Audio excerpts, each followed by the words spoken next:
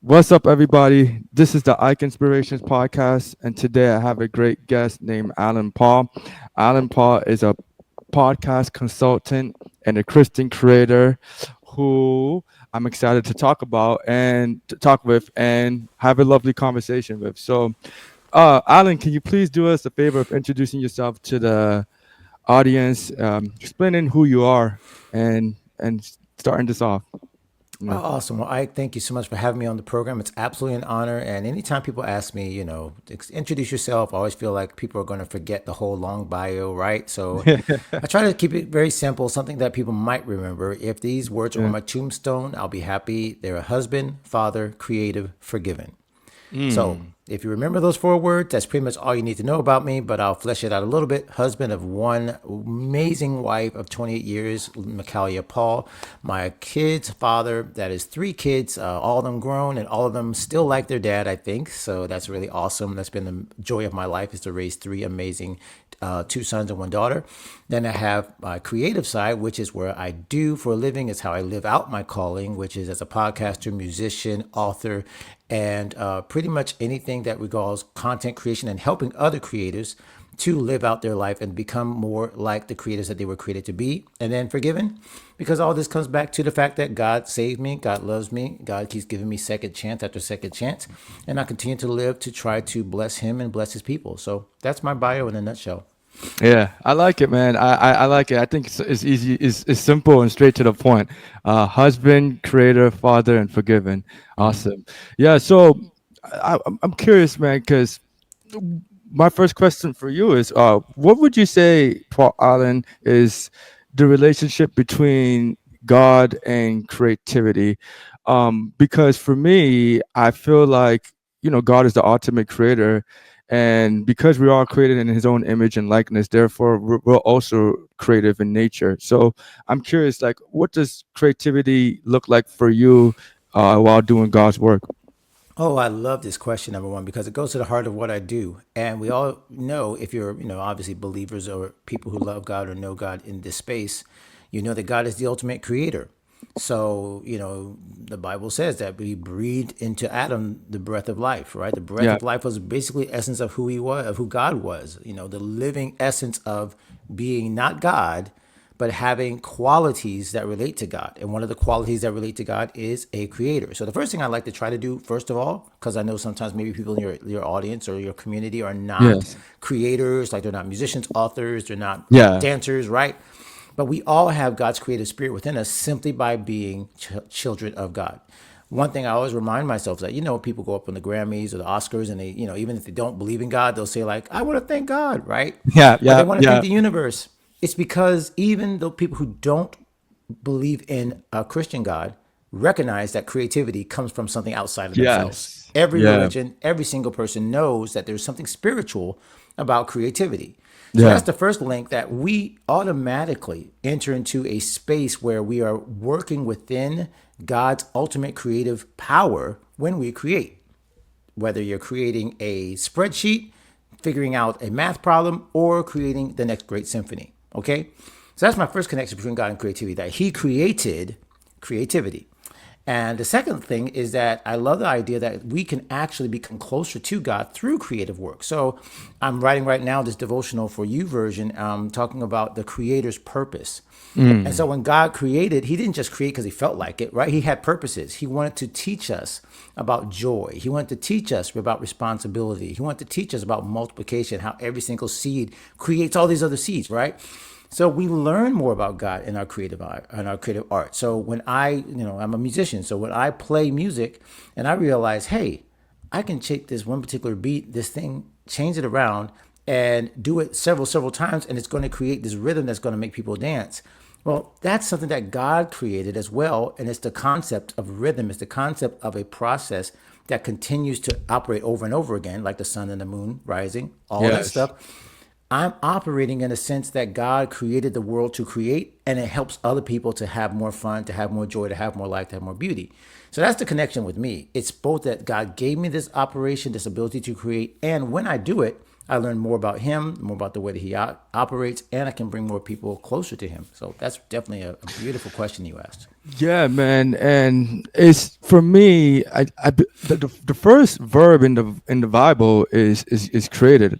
Is creation. Is created. You know, I think God created the heavens and the earth, and that always stood out to me. Like I don't know, like that the fact that that's the first verb, and it for me makes it feel like we're really all put on earth to be creators and really understand what creative looks like. And I think it's important that you you pointed out that we are all creators, even though it may not be in the like the typical label form of like an artist, rapper, whatever. Like, yeah, because at the end of the day, like whether we're in all of our lives we're creating something, we're creating experiences, we're creating moments, we're creating. And for me, I'm glad that you answered that because I think it brings a lot of clarity on what the power of creativity looks like for all of us.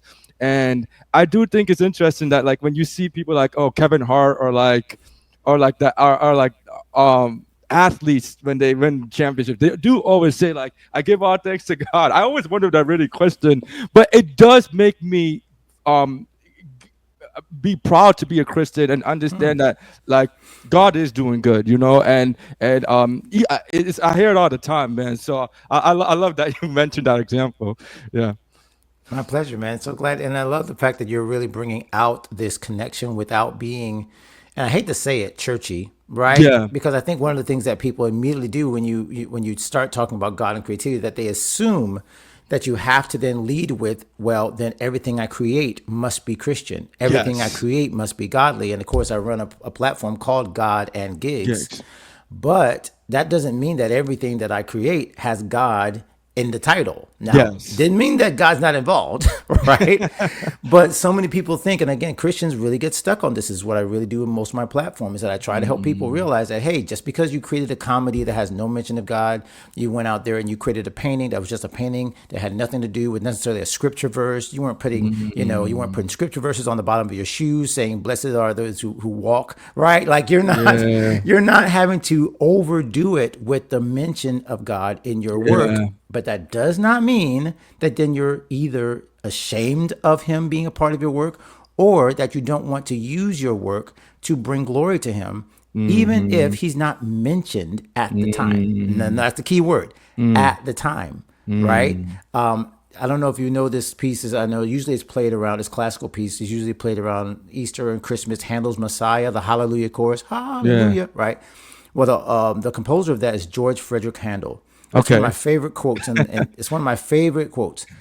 Somebody came up to him and asked him, "Hey, we love your some Prince or something, right? We loved your art, da, da, da, da, da, da." And I was very entertained. And George Frederick Handel said this quote, which I love. He said, "My lord, I am so sorry if you were only entertained. I Okay. wished I wait before wait for the punchline. I love it. Yeah, I'm so sorry if you were only entertained. I wished to make you better." Mm. And that's mic drop. It's the goal of art. At the end of the day, it's just to make people better. And Mm. again, you may not be able to put Jesus, Jesus, Jesus on the top of your song, but if it makes people better, then you're doing God's work. You're helping people by doing it. So that's Mm. one thing I want to throw in there as soon as we talk about God and creativity. I love that, man. And as soon as you said that, it actually reminded me of a time where I lead this church group every Friday, and it's called Gaming with Friends. And all we do is literally get together and play video games and board games. And there's other church groups, and one of the members came in, and we weren't really being preachy or talking about the Bible or whatnot. So he asked, he's like, yo, so like, how is this connected to God? And I was kind of like, it kind of startled me. But then I simply said, man, look, we're building a community of God fearing people who love to hang out and connect. That's it. Like, we're not preaching or sharing the Bible, and that's not the place. We're just playing games, and together we're creating a community where people are socializing and having a good time. And that's good enough. And he accepted that. But I think he was expecting, because it was a church group, that we're gonna be really preachy, start talking about that. And sometimes it doesn't really necessarily have to be talking. It's just an act in itself. That's important, you know. Yeah, absolutely. If you look at all the times that Jesus started conversations that ended up with conversion, they never started with a sermon. They always Mm, started with, "Can I have a glass of water?" They mm, always started with, "I'm staying at your house tonight, Zacchaeus. Come mm. down." It didn't start with, "You need to repent." It never Yeah. started with that. Jesus never started with conversions. No conversion ever happened without first a conversation. And Hmm. so I think a lot of us in the church forget that really all the world is looking for is a conversation. Yeah. And if we start a conversation over a board game, over a coffee, and Yeah. just be, what's going on in your life? Let's just be people, right? Yeah. We can't be saved people before we're people. So Yeah. like, let's just connect with people. And I love what you said, what your church is doing, and gaming with friends. Oh my gosh, I got to steal that, because we have some same things with our connect groups at our church. Yeah. And we have one that they're doing the board games. I don't think there's a video game one yet. I know the Yeah. guys would love that one. We'd It's have, fun, man. oh my gosh, I love it. But again, it's like you said, it's natural. It's what we already Yes. do, and then as Christians, we get to do it together. Yes, yes. And not everyone is in a space where they want to just keep on talking about that. And it seems like people are telling you what to do. People, it can come off kind of condescending to an extent. And also, another thing is, I feel like you need to connect before you correct. Like, if you're telling people what to do and we have no relationship, or I don't even know who you are, even if what you're saying isn't truth, no one's gonna really care. It's like, I don't know you. Why am I really like? Why should I even take your advice seriously? But if that connection is there, I think people are a lot more likely to want to really like hear what you have to say, and then maybe if you want to go into your preachy vibe, you can do that. You know what I'm saying? I absolutely, but no, I love it, Yeah. man. I'm stealing. I'm writing all these down, man. You got some great lines, man. Uh, Connect before you correct. I'm yeah. writing that down, dude. I'm gonna tell my team that tomorrow. Oh, okay, okay, bad, man. So you mentioned God's engaged, man. Yes. And not everyone here is familiar with that. Can you talk about God's engaged, why you created it, and what's that about essentially? Oh wow! So thank you again, because I love this conversation. Number one, number two, Yeah. God and gigs really comes out of. I'll just tell you the quick beginnings of that story, which starts with a very weird time, which I was getting ready to hand my former associate pastor, really executive pastor, so basically my boss. He's a senior pastor in a sense. And I'm getting ready to hand him my resignation letter from my Mm, music ministry position as a full time minister of music, just mm. as he was getting ready to hand me my promotion to senior Ooh. associate. That's awkward. Awkward, Yeah, exactly. So now yeah, that's the awkward beginning of the scene, right? Okay, yeah. how did we get there? Well, we got there because I started as out of college as a full time teacher, and then eventually said, you know what, God's calling me, really wants me to be a minister, so I'm going to be a full time minister of music. So that's where it started. Okay. But really, out during I guess the last 2 years, Ike, of that journey, about I don't know exactly the years get mixed up, but the last year or so, God's basically like, you're moving on. And you know how you don't want to hear God? You don't want to hear like what his voice is. You're not sure, you're talking to yourself. Like you're like, okay, is Yeah, this a dream? Like, what am I really thinking here? yeah, Am I just fooling myself? But it was so yeah. clear. And I tell people all the time, I wasn't convinced, I was convicted. The Okay. difference. I What's wasn't that? confident. The difference is confident and convinced means like you're sure in your mind, I know what to do next. Convicted is like when you are judged, and whether you like it or not, you are going to the place where the people have convicted you are going. Yeah. That was it. That was the feeling. The feeling is not that I know what I'm going to do, is that I don't have a choice whether to do it. Mm, Okay, that's conviction. Conviction is whether I like it or not, whether I'm sure or not, this is what I have to do. So the mm, conviction was God's calling me out of the full time ministry. So where do I go from there, man? Well, I used to play jazz. I used to play, classical and rock and all this mm, stuff coming out of college, but I hadn't played that music in like 10 years. So mm. finally, I was ended up after resigning, no job basically. I end up playing for $50 and some fish dip in this bar over in South Miami. And I'm like, what am I doing with my life? I just messed everything up. I've thrown away my career. I'm now, it was like, I don't know this world of gigging and musicians and everything. Like, I didn't do it for like 10 years. I didn't do it, right? So I said, let me talk to some people who know. Let me call some of these guys. And I found out, man, a lot of the people that are playing on Sunday mornings are also playing on Saturday nights. And they're also touring Mm. with Julio Iglesias and Justin Timberlake and Yeah. Rihanna. And they're on the same gigs, man. They're doing the same concerts. You go out and cheer, and people act like they don't go to these concerts in church, but they do. Dude. Okay. So the same people you're cheering for on Saturday night at the big concert are the same people who are playing on Sunday morning. It's a Mm. profession. Yeah. So that's how God and Gig started. It started from me trying to connect the dots between people who were playing for the Lord, who are dedicated, committed Christians, but also working out a mainstream music or creative career. Mm. That's God and Gigs. Yeah. Now I've expanded to all kinds of artists. We have a membership, we have a book, we have devotionals coming out on YouVersion. We have all of this stuff, but again, it's all about helping creatives to become the creatives that God created them to be, no matter where that happens. If it happens in a bar, if it happens at a Mm. wedding gig, if it happens in a excuse me, if it happens in a studio, wherever it happens, Yeah. I want people to know that they have that confidence that I wish I had, right? And the conviction I love that. so that they can walk out their calling anywhere they do. I love that. I think, and I would imagine this is probably something you struggle with, and a lot of Christian creators probably struggle with, is like, let's be real, like being a Christian isn't really like the popular thing to do or the cool thing to do or the mainstream thing to do.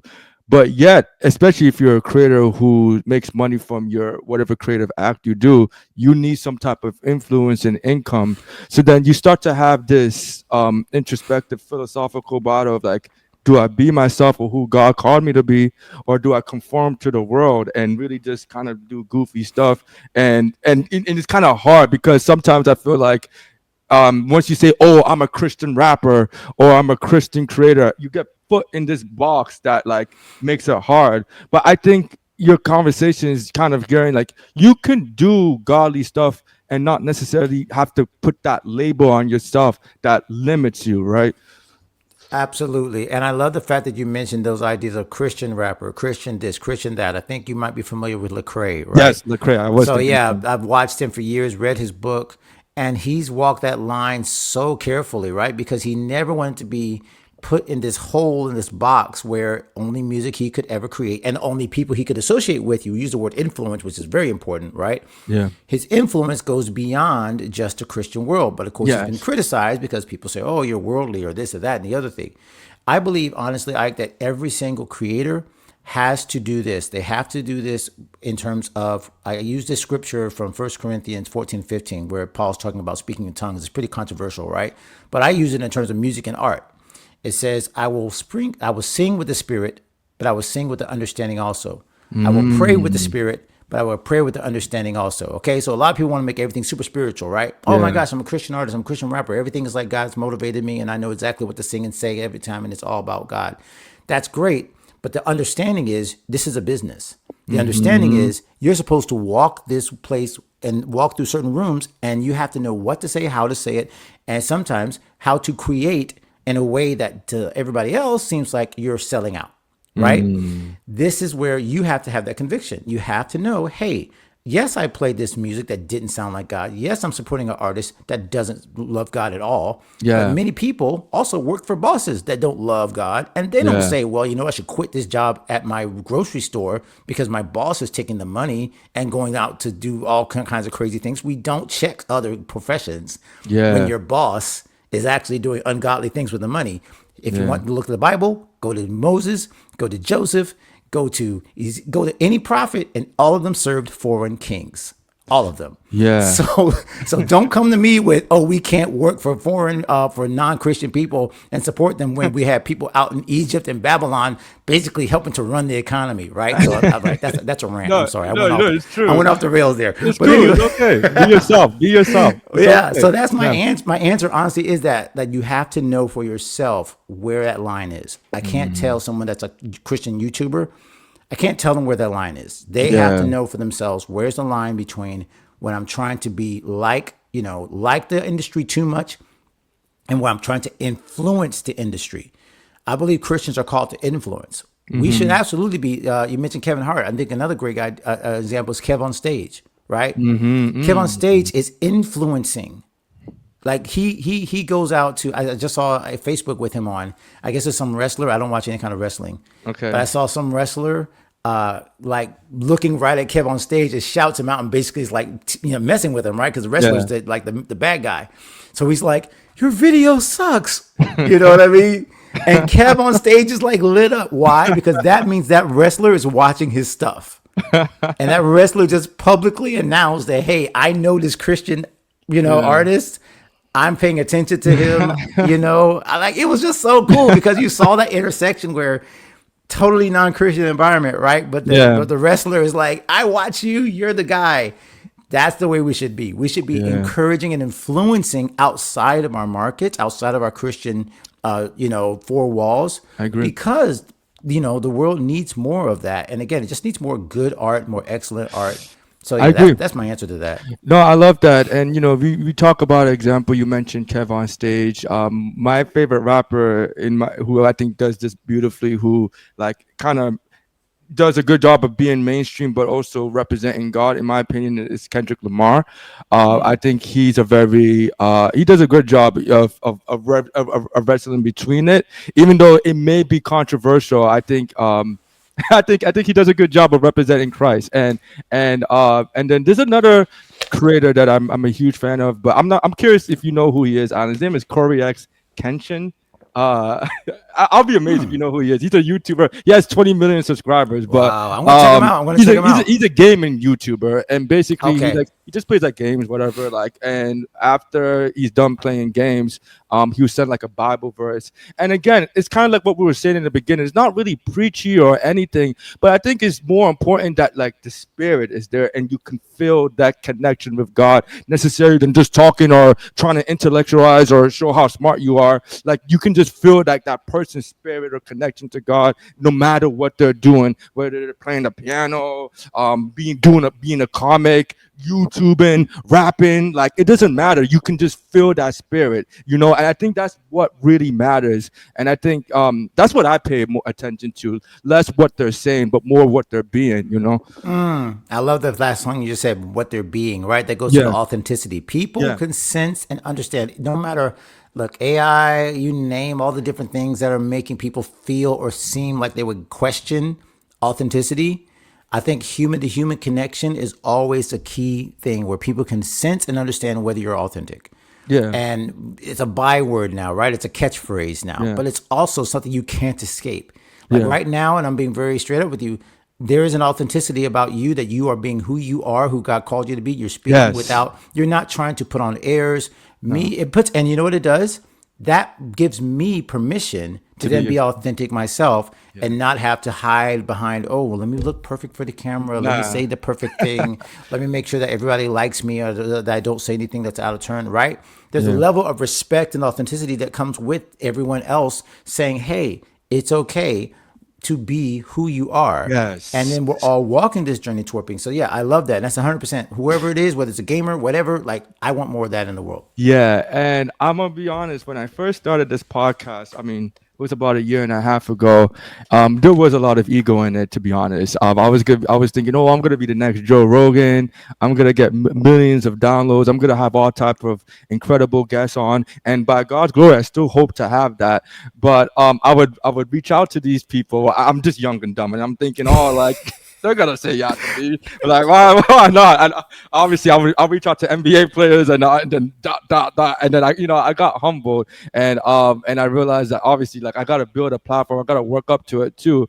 But I also realized that like for me, I'd rather just truly be myself and represent that instead of clout chasing and whatnot. And so even if my views aren't there, I'm for me it's more important that I'm representing myself and being myself and putting faith that God will one day put me in that position where I can get to where I were and have that influence while all carrying myself, while being myself, instead of trying to start cloud chasing, talking about these trendy topics that like doesn't really even matter. Oh, look at what P Diddy did today. I don't care. I'm gonna be honest. I just don't care. Like you know what I'm saying. Or like and that's just not me.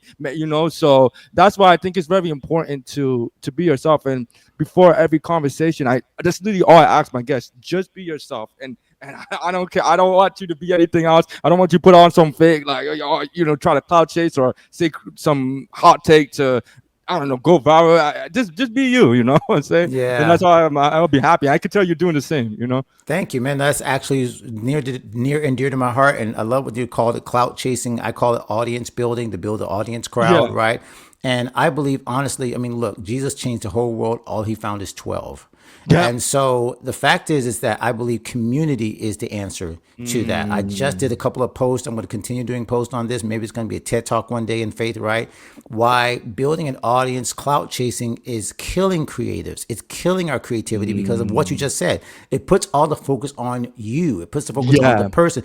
What should I say? Who should I connect with? Who's going to watch my video? Versus saying, how can I serve this person? How can I bring more joy to this particular community? What does this community need? And then it changes from the I to you, right? Yeah. And so that's why I love this idea of changing the thought process. I'm going to have to do it one person at a time, right? It's not going to, just Yes. like you said, this is not going to go viral. This idea would Yeah. never go viral because it's designed not to go viral. I Yeah. run right now, and I'm going to, this is going to sound like I'm name dropping or, Yeah. dropping stats, but I'm just going to Yeah. show you like the opposite of what you're talking about, right? No clout chasing. I've been involved now in 3 podcasts, Okay. now one of the podcasts I work with, which was with another young lady who also didn't clout chase. So she built it up. I just produced it after the fact, Okay. but it is now just hit. Well, we hit 1 million downloads in our. Wow. We one hit. It's 4 million. It's almost 4 million total. Wow. Under my since I took over as producer, we reached 1 million. So Wow. now I'm personally responsible. See what I'm saying? Like I can't even take Yeah. credit for that. That's what I'm saying. Like clout Yeah. chasing. I can't take credit for all 4 million downloads. I just walked into someone else's vision, and God gave me the grace to steward it to the point Mm, where we continue to grow.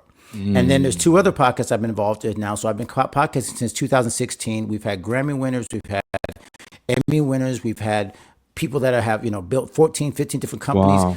These are the relationships we have built over time. It Mm, has nothing to do. A lot of these people you wouldn't even know their names, right? mm. But because I'm on the first name basis with them, it's not because, like you said, clout chasing. Oh my gosh, I need to put this person on my Instagram. Look who I talk to, Yeah. right? It's more important that this came from God honestly saying, Yes. how can we help these people? How Yeah. can we bless them? Can we connect? Can we grow together? There's nothing wrong with that. Like, of course, we want to grow, right? We want to Mm. grow our platforms. We want to give more glory to God. We want to talk to more Yes. people.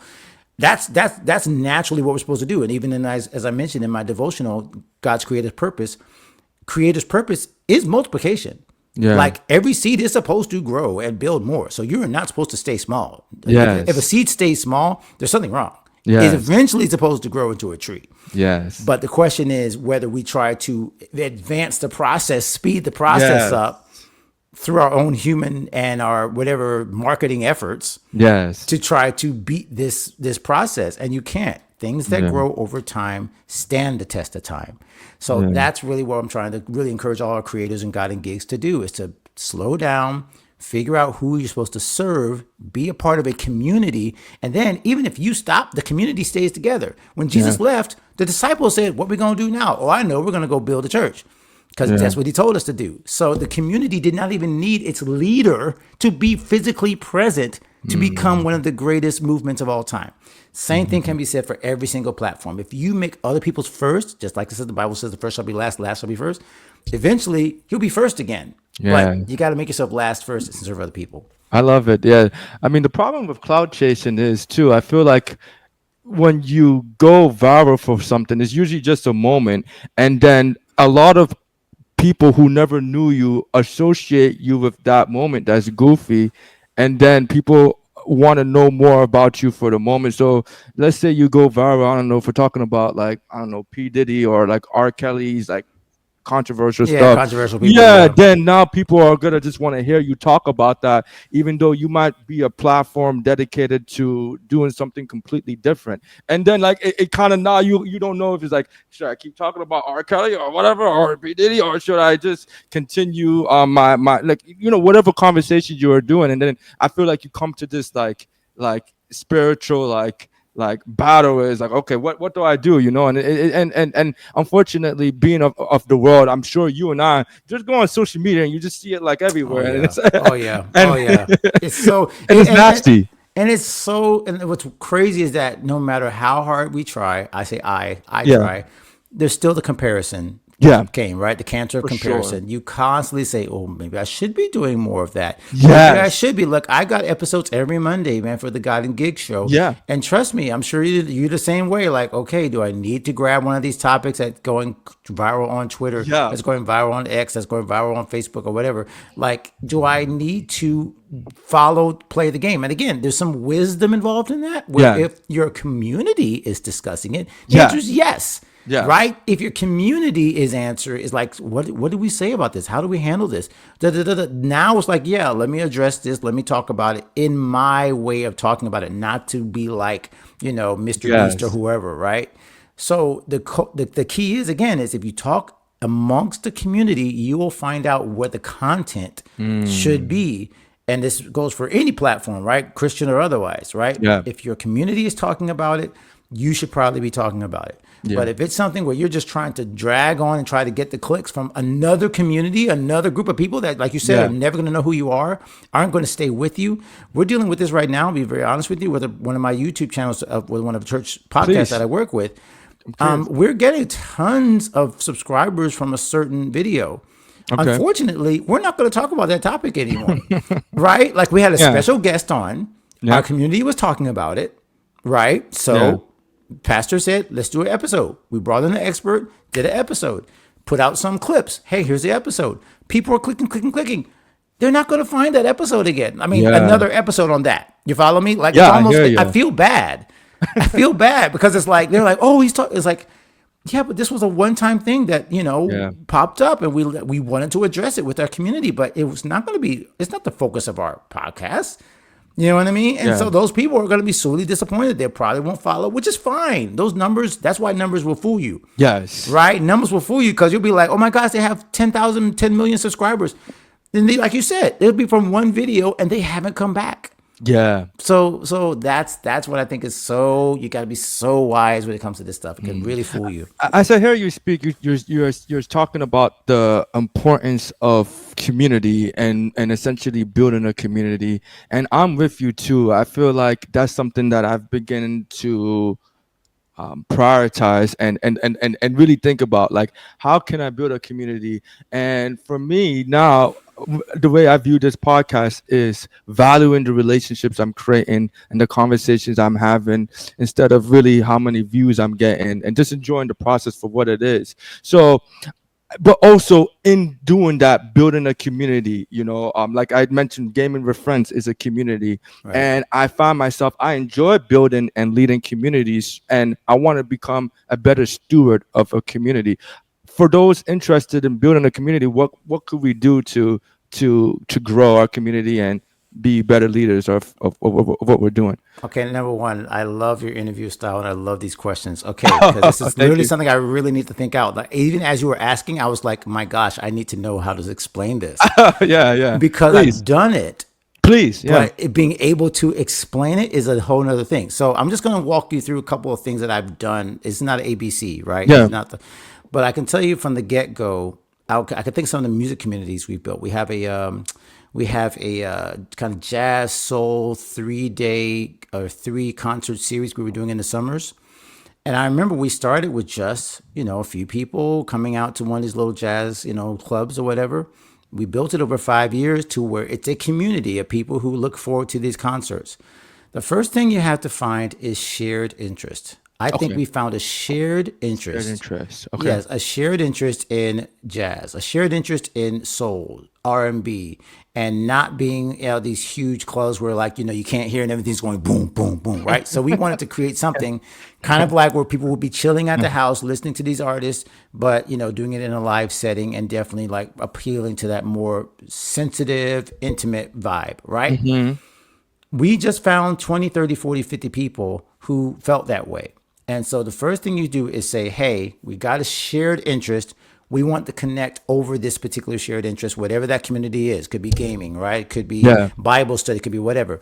And the shared interest also involves a shared problem. The problem is not just that I have an interest, but I can't find anywhere to go to see these concerts. Nobody's doing this, right? Yeah. So we have a shared interest and a shared problem. Okay. So those two things together make a powerful place for a community, because now not only am I just saying, hey, we would like to do this together, but we also have the same problem where we're trying to do this and we can't find any other place to do it. Let's form a community so we can solve this That's problem so with our shared interesting. interest, Yeah. right? Yeah. So that's it. God and gigs. We found a lot of people who are struggling with, how do I build a community? How do I build a platform and build a career, creative career, right? Being able, shared interest, art, film, photography, anything creative, right? There's a shared interest, shared problem. How do I do this without sacrificing my faith? Okay. I love There's a that. shared problem. So many times in these communities, I think people, like you said, they go try to just finally find a whole bunch of people who do a certain thing. Yeah. You can't just find a whole bunch of people that do a certain thing. You got to find a whole bunch of people that do a certain thing that also have the same problem, that want to solve it together and Yeah. fix it together, right? So now that power of the community comes to, hey, I'm more interested in seeing all of us get through this, not just me. I'm not just coming to click the YouTube video and leaving. Yeah. That would just be solving the problem for me. Yeah. Now, Yeah. I want to solve your problem too. I want us all to solve this, whether it's learn chess, whatever, you name it. Yeah. All of these things involve other people. And so I feel like that's the key part of all the communities we've built. And it's funny, like even as I'm answering the question, I'm thinking of like, oh my gosh, wait, this is a community. This Yes. podcast is a community. This is Yes. like church. You're thinking of all the communities you're a part of. Yes. And then I think that, and I just hit on something else right there by accident. A lot of times I think our communities, like you mentioned just now, you're like, oh, well, these people I'm connecting with on the podcast, like I need to be more intentional about that. That's Yeah. a community. Podcast Amen. guests are a community, Amen. right? Like we Yeah. podcasters. I go to Podfest every year. I don't know if you heard of Podfest. You got to come next year if you haven't heard Where of is it. that? Where is that? Podfest usually happens in Orlando, but we have virtual events all through the year. Okay. I'm gonna look into Podfest is that. a community that I connected with that radically changed made me a podcaster. Let's just put it that way. Okay. Going to Podfest and being a part of a podcasting community made me a podcaster. Yeah. Okay. But before, I only had a shared interest. I didn't realize that there were a bunch of other podcasters that had the same problem. Where can we connect to learn more about podcasting in an environment which is not trying to just make $1 million or Yes. $1 billion or become Joe Rogan, right? So I Yes. joined Podfest. Now Podfest is one of my communities that I rock for, right? So that's the answer I would give. Honestly, I don't have a whole answer. I love the fact that No, you I put me think on this that's path. I I love think it. that's a great answer, man, and something that I often have been thinking about a lot. And you mentioned shared interest and shared problem, and when you were speaking, it made me think of how I created this Bible study community. Where actually before this podcast, I do a Bible study every Saturday morning, and the problem that me and my friend were having, this is before I found my church, was we were both looking for a church because I don't know, finding a church can be hard. One that you really trust, one that you want to go to, one that you don't feel like it's all about the preaching, but also about the community. So he was like, "Yo, man, like I'm having a hard time finding a church," and I'm like, "Yo, it's the same here, bro." And we had a long conversation, and then me and him were like, "All right, like I can't find a church, you can't find a church. Why don't we just start our own little church and do a Bible study?" And every Saturday morning we get together, we talk about God, and because we both know each other, it's very personalized towards us. And then we just slowly started inviting other friends, telling other people what we do. Now it's a small but very strong community of 4 men who get together every Saturday morning, consistently talking about God and how we can get closer. And I've been doing this for a year and a half. And one of them is a very new believer who wasn't really into God, and all types of testimonies of how much their lives have changed as a result of just doing this. Holding men accountable for things that they can be better at, and just consistently talking about God, and even for not being representations of God, is like that quote, "Iron sharpens iron." By 100%. doing that, we're just all getting better.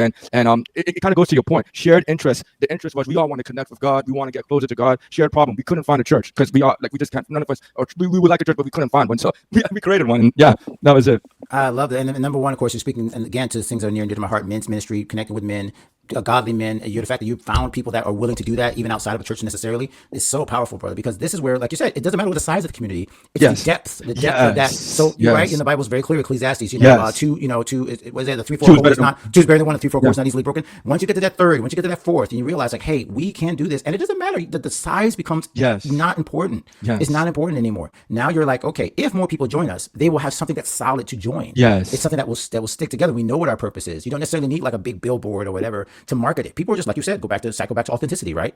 If it's authentic, if people have joined for that shared purpose and that shared problem, now it's like, okay, if you are one of us, Seth Godin's a marketing guy, a Yes. marketing guru, says culture is one simple word.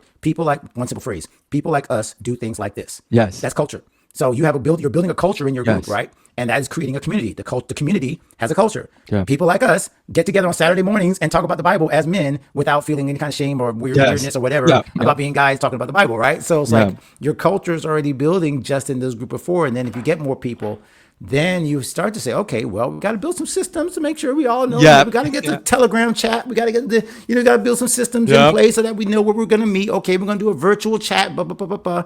And then you build the systems, which is, again, the platform building. That's what everybody wants to get to, right? They want to get to the email list and everything else.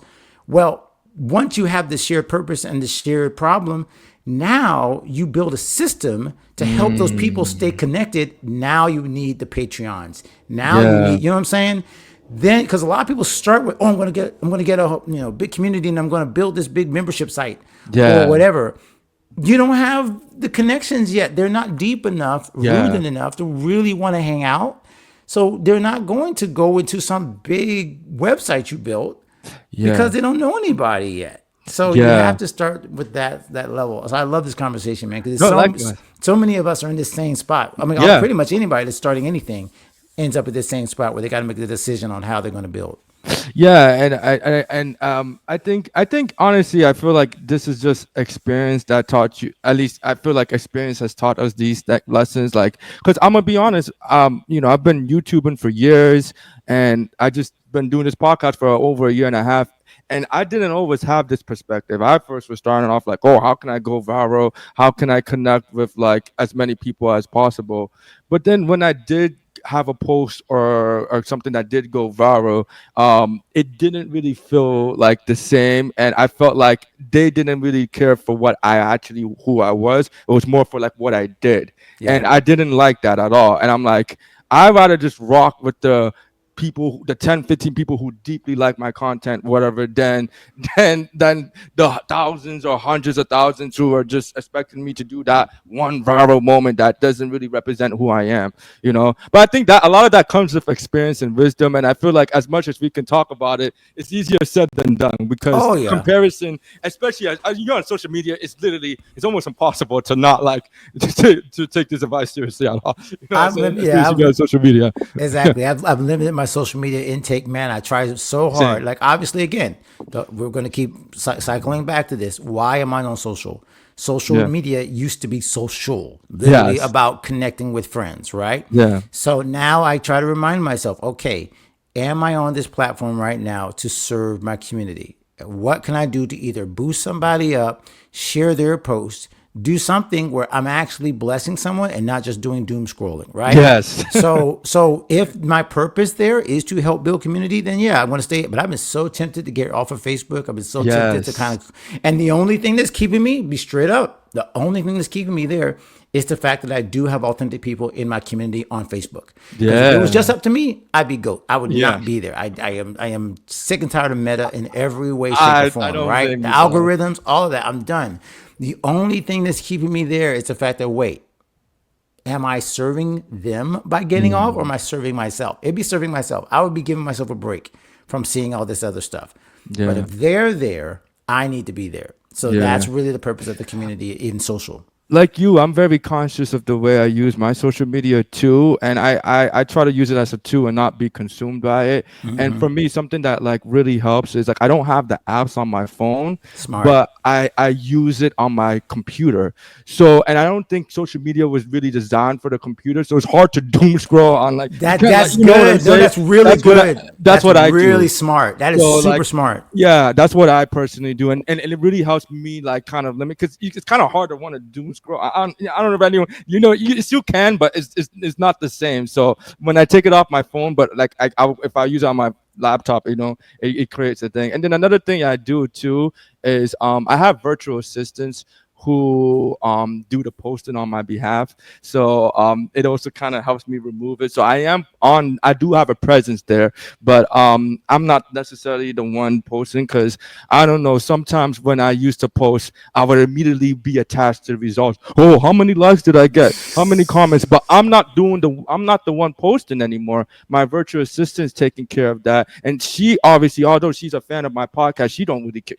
she's just doing her job, whatever, and she's not as attached to me. So I feel like that helps me still be in social media without necessarily being consumed by it. You feel me? That's just some gems, man. Yeah, I Yeah. hope a lot of creators are going to listen to that. No, I'm going to take some notes. I'm taking notes right now because Okay. I'm literally thinking the same thing Yeah. about how even though you try to serve a certain purpose by being on these social media platforms, by Yeah. posting, I'm still in my head like, okay, here's the thing.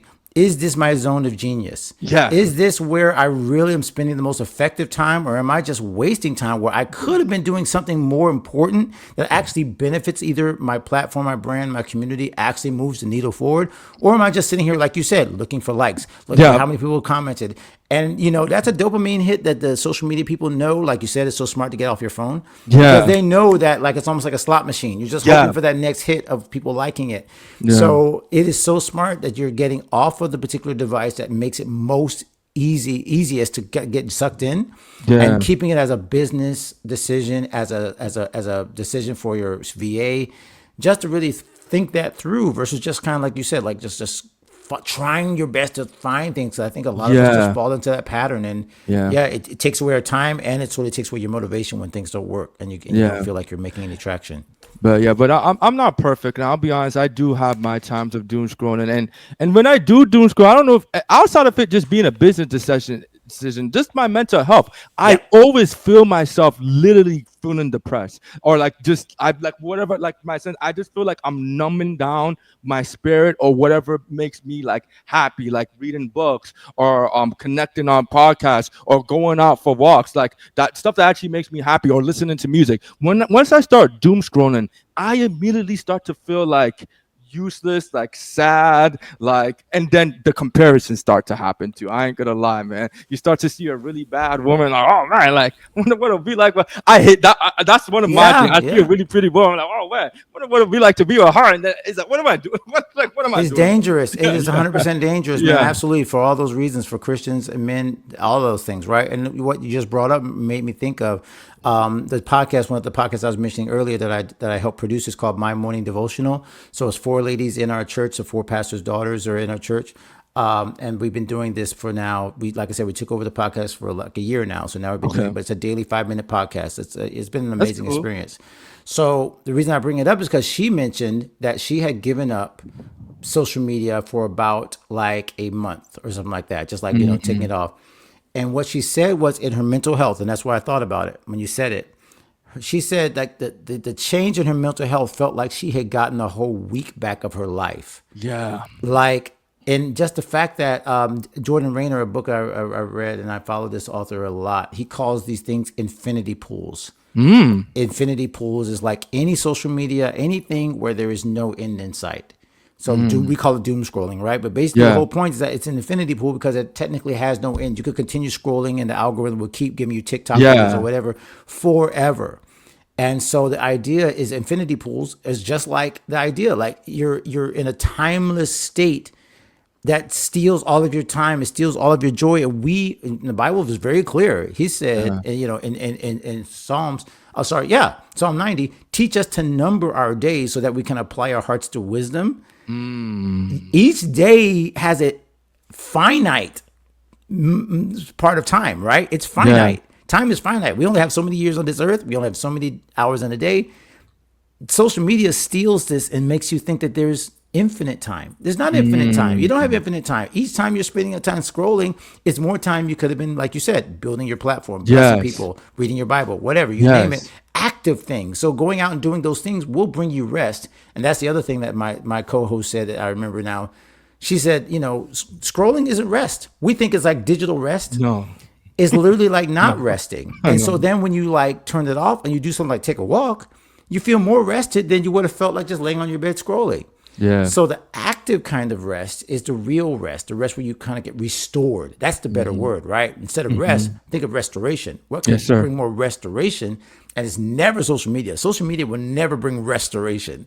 It Yeah. will, so using it as a tool, yes, but using it as a form of like, relaxing, like I think we're No. agreeing on that, man. It's not, Yeah. it's not, it's not what it's for. No, no. There's a quote that I think that says, "Idle time is the devil's work." And if we really get beyond, at least for me, but I think the majority of people, why we engage in these nonsense, I think it's because we don't have anything else to do. And I think when we, at least at the moment, we don't. have anything else that we want to do, and it's usually as a result of boredom. It's like, oh, I don't want to know what else. Let me just watch this video or something, and then that's what it is. And I feel like having a routine or a set of activities that you can consistently do, like podcast and reading the Bible, I think it would detract you from that and increase your chances of of all the nonsense, you know. So Yeah.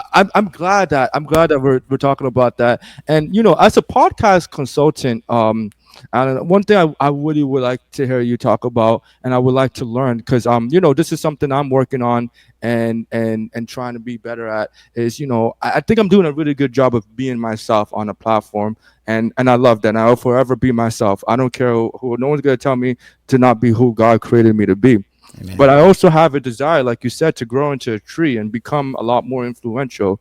So for people like me who want to grow their platform, what advice would you have? Well, number one, you're doing the first thing, which is being authentic. And we said it, but it has to be resaid, right? You have to Yeah. keep hitting that because Yeah. the podcast medium, the first thing that I think a lot of people getting fooled by in this age of YouTube and video and viral, like you just mentioned, is that somehow that this is an industry which rewards that kind of flash in the pan, flashy. Yeah. Podcasting was built on one-to-one connection. You can only listen to one person at a time. Yeah. The human voice is the most intimate, like, and I say that very carefully, right? People say intimate. Yeah, but it means like close, right? Like when you're listening to somebody, you really are. It's almost more intimate than the visual. So I Yeah. know YouTube is claiming that, oh my gosh, it's the best place for podcasting. Well, yes and no, because I can still have the video on and not look at it, Yeah. right? So even YouTube itself can admit that the whole goal of podcasting on YouTube is not to create this like video experience. People are not going to be like, oh, this podcast has this flashy graphics and everything. Yeah. They're coming for the conversation if it's a podcast. Yeah. So the first thing I would say for anyone that's trying to grow their podcast is to get used to really emphasizing that human connection of your voice. It can be a one-person show. A lot of shows are just one person, right, speaking, and you Yep. feel like you're talking to nobody. This is where you have to really learn, again, the community. Right now, there's so many new ways that you can engage with the community to find out what the people are hearing. When I started podcasting, we didn't have this stuff, okay? So you got to take advantage of email lists. You got to take advantage of things like, I think on Buzzsprout, they let you do text lines, right? Where people can send you a text. And you want to get feedback from your listeners from the first 5, the first 10, the first 15, and turn it into a conversation as soon as possible. That could be with your guest if you're doing an interview, right? You're doing interview style. So Yeah. you're hearing right from me, like, hey, I love that question. Hey, I love this. After the interview, you could ask me, hey, are there 5 other people you know who are like you? I want to interview more people like this. Yeah. So using each episode and each particular emphasis of how can I take this particular interaction with my listener or with my guest and create a new relationship from that podcast episode. That's really the goal. One relationship at a time, one voice at a time. And again, it's counterintuitive. I know this is not scalable. Okay. This is the problem that most people have. Like, okay, well, how do I get to 1,000 downloads? You get there one at a time. How do you get to 1,000,000 downloads? You get there one at a time. Like, it doesn't matter how many people you want to listen. They're only going to stay if you have connection. If you have connection, if you have a voice, if you have a special thing that you're like, hey, when I come to this podcast, like the one I just mentioned, 5-minute daily dose of heaven. That's what you're going to get. And those Yeah. voices are going to be consistent, right? Yeah. If you come to God and Gigs, you're going to find out how to succeed as a creator without sacrificing your faith. And you're going to hear some interesting conversations from people who are actually doing it, not just blowing smoke, people who have actually gone out there and done it and still love God. You're going to get that. And so if you're consistent with that, you're consistent with the connections, you will build that audience. But you got to be careful. Like you just said, we keep saying it. Don't get sucked into The the, trap. oh, how many people eat stat watching, right? Navel gazing. So we call it navel gazing, right? Like, don't just sit there and stare at the stats. Think, how can I get better at sharing my show and my message, my voice, all those things. And I'll give you one thing that I hate to do, but it's true. You got to listen to yourself, man. You got to listen to your own show. You got to go Yeah. back and listen to your own show. Say, would I have clicked off of this? Are my titles like, would I have clicked on that title? Like, I do that. I scroll my own stuff. I scroll Yeah. my own stuff and I'm like, I wouldn't have clicked on that title. What was I thinking? Yeah. right? And so those are the kind of things that you, again, like as a podcaster, you have to be super, super willing to take advice, take ideas, Yeah. reform them. But the beautiful thing is there's always another episode. As long Yeah. as you don't quit. As long as you don't quit, there's always That's another what I was episode and another chance to get thinking. better. So that's my Yeah. advice. I love it, man. As you were speaking, I was thinking of Nipsey Hussle's quote, and he always talks about he never quit, and he experienced every emotion, like but he stood the road and he never quit. I'll be honest, I don't know it all, nor do I expect to know it all, but I do know that if I quit, I'm not gonna get there. And one thing I can proudly say is since I started this podcast, I've become a lot more of an eloquent speaker. I'm a lot more confident and I'm a lot more of a better man because I'm doing this. So, and I've also learned how to just do a project consistently, which I think is incredibly valuable for whatever you're doing in general without expecting anything in return. I think for me that's been very invaluable, and I don't take that for granted. So I like the man I'm becoming as a result of doing this, and I love the people I'm meeting too, man. Since I started this podcast too, I've been meeting all types of incredible people who are eloquent, like-minded, and intellectual. Because one thing I love about podcasting, Alan, is I'm not really a small talk person. I really like deep conversations. Like I like this, man. I like asking questions. I like this. I don't really like, hey, what's up, man? That's just me. And so again, kind of like what you said, shared interest, shared problem. The problem was I was having is like, man, I'm tired of small talk, man. Like I Yeah, just want to I have love it. No, like you I just you want to have real conversations, man, where we can really deeply talk about nuanced issues, talk about God, talk about spirituality, talk about things that are interested into us, and I don't have that. So Ike Inspiration, that's the podcast now. And I want to just I'm a lifelong learner and I want to keep learning and growing and I want to use a platform to connect people and do that and have people be themselves and be inspiring and you've done that for me and I'm grateful. And as a podcast consultant, I'm definitely gonna rewatch this episode so I can understand what I can do to become better at podcasting and grow my influence. Now I can tell you, man, you literally hit the nail on the head when you said those things just now. Why you're becoming a better man, like that's super deep. The fact that podcasting in itself is just Yeah, about helping people to connect between each other. It's still the most democratic. When I say democratic, that doesn't mean like party, right? It's yeah, still the most democratic in terms of one to one. Nobody controls it. There's no algorithm. Yes, Spotify and YouTube does their thing, right? But overall, if you have a show, it can get to anybody in the world. yeah, There's nothing blocking you. There's no person like says, oh no, take this one off the air, take this one off the air. As long as you have an RSS feed, it's the freedom of it, right? The liberty yeah, to do what you want to do and share what you want to share. That gives you that ability to say, you know what, I'm going to bring on people that I care about. And the fact that you found your voice, you're finding your voice, it was already there, right? You already yeah. had it, but you get to On practice it. using it, right? That is the beauty of it. I can say the exact same testimony you said. Like I am a musician. I've had amazing representations, amazing relationships inside the music industry, but nothing like what happened when I started podcasting. Like Mm, it took my relationships that I already had and yeah. supercharged them. It Mm, supercharged my influence. It supercharged my network. It supercharged everything because now all of these things were like exponentially built on the relationships I was building one conversation at a time. yeah. So now, yeah, man, like it is crazy. You will see this in years and years and years from now when you're like, again, no matter how big the show gets, it's always going to come down to what kind of relationships I Yes. built Yeah. through podcasting that now are like lifelong friends. Yeah. And Yeah. that can't be replaced by I can't think of another industry or like medium that does it as well as podcasting does, right? You can Yeah. do that in other industries. But I think this is a medium that just lends itself to, like you said, hey, let me get to know you. Let me get to know the Yeah. real you, not some kind of superficial thing, like you said, the small talk that you don't really get to real issues. And to anybody that's just, and let me quickly give this stat. I realized I just looked at you had Alex Sanfilippo on the show recently, which is amazing, right? Yeah. So Huge he's a great. he's a great friend, man. Like he's incredible, and Awesome. he's like the he's like the Apostle Paul of podcasting, right? Like he's like out there sharing the good news. Like he's out Yeah. there, man. Like he's That's incredible, so funny. bro. That's a funny Like, I'm comparison. gonna tell him. I'm gonna tell him, like, hey man, we just called you the apostle. You're the apostle of Yeah. podcasting. But I love what he.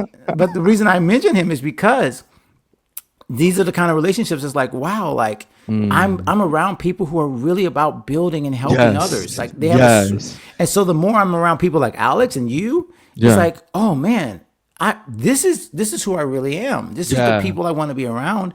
And so now I'm not so concerned about the metrics. I'm not thinking Yeah. about, oh, how many downloads did I get? It's like, no, I'm looking for more ways to help Alex. I'm looking for more ways to help you. I'm looking for more ways to Yeah. get more people started. And even the reason I mentioned Alex is because he's always putting out these stats about how Yeah. so many shows, right, are like just sitting on the shelf, a 4 million or Yeah. whatever started, and only what, like 500,000 are active. Yeah. So it's like only 10% of us are actually doing it. So if you're thinking of starting a show, start a show. Like do like I Yeah. like don't just sit on it. Get better. Don't worry about the downloads and just do it, even if you do it for fun. And sure, profits could come later. Like that's possible. A lot of people can make money doing this, but that's if you don't make that the goal at first, you have a Mm. lot more chance of making it later. Yeah. And I mean, shout out to Alex. He's a great man. I recently had him on the podcast, and man, I'm so grateful for what he's doing because he's made my podcasting journey a lot smoother with his platform Podmatch. I'm sure you're familiar with. Yep. And he's allowed me to connect with other like-minded people, and I just appreciate what he's doing for podcasters because you can tell he's not really trying to. It's not really about the money for him. He's genuinely trying to understand the community of podcasters and what our issues are. And I remember on the podcast he was talking about the biggest issues that he kept hearing from podcasters were, getting guests connected. People were having a hard time getting guests on their shows. He fixed that problem. Now I think the next problem he's working on is the problem a lot of podcasters are trying to have, which is to try to grow their platform. And apparently he's creating a solution to create that. So shout out to him. And you also mentioned, if you have that vision to create a show or a podcast, I would definitely honor it. I know for me, I've had this vision in my head for about 4 to 5 years, and I really started taking action since like a year and a half ago, and I have no regrets. And I personally believe that's God calling you to do something. I really believe that, especially if the desire is for a long time. It's not like a fleeting desire. It's a constant desire. I've always had this plan in my mind to create a show and do this and inspire people. I didn't really know how or where or what that would look like, but it's been a real constant desire in my head that I'm like, I have to make this happen somehow. And I'm excited to see where that podcasting journey takes us because it seems like me and you aren't trying to stop anytime soon. No, no, no, no. There's a train you don't get off, man. I mean, you Yeah. can move on to different things. You could decide to know, hey, maybe let another host take this over, things like that. You can always like shift and pivot. Like we're not saying this has to be like, your life's work, Yeah. but you know what? I feel like you said, like once you realize you really get energized by doing something, it Yes. doesn't feel like work. It doesn't feel Yes. like, oh, Yeah. I'm going to retire from this. Like yeah, when the time comes, you move on to something else. But yeah, this is something that you just enjoy doing. It feeds your Yes. soul. It feels, hopefully it can Yes. feed your business. It can become income. It can do all those types of things. Most importantly, it builds a life that you're enjoying. Yes. So I yeah, man, love it, who would boss. not want to keep doing that? Once you get to that point, again, like the sky's the limit, man. Yeah, man, I love it, man. This has been great, man. And every time I do a podcast, after the podcast, I'm like, yeah, man, let's go, let's keep being better. Like I inspire myself, and I'm That's sure I'm it. inspire my audience. And this has been great, man. So, for Alan, for people who would love to connect with you and be a part of Garden Gigs or just get to know who you are, how can people do that? Well, the easiest thing, man, again, people are already on a podcast app that they're watching right now or they're following right now or listening to. So, easiest thing is simply go in that very same app you're on right now and just type in God and Gigs, Garden Gigs. GODANDGIGS, right? So, God Yeah. and Gigs, you can follow us right now on that very same app that you're using right now. And that's really the easiest way to connect because that's where you'll find our socials. You'll find everything in terms of what God and Gigs is doing for creators of all walks of life who are trying to thrive in every way by building a career that God really wants for them. And then if you're interested in the other things I do as a podcast consultant, my author, my books, my devotionals, you can always find that at alancpaul.com. That's my personal site. So I kind of do everything outside of God and Gigs, my music, like all those other things. So some people are Okay. like, okay, what else do you do? Like, yeah, I do other things outside of God and Gigs, right? Because Yeah. yeah, it's like I'm multi hyphenate creative. But yeah, if people want to find us right now, just go on the app, find God and Gigs, and Yeah. follow us there. Awesome. Yeah, I heard it from him. So you know how to connect. And thank you again, Alan, for joining the platform. And remember, everyone, the future belongs to those who believe in the beauty of their dreams. If you enjoyed this conversation, feel free to write me a review on Apple or Spotify and subscribe for more content. I'm on a mission to inspire as many people as I can, and your reviews will help me reach a wider audience. Thank you.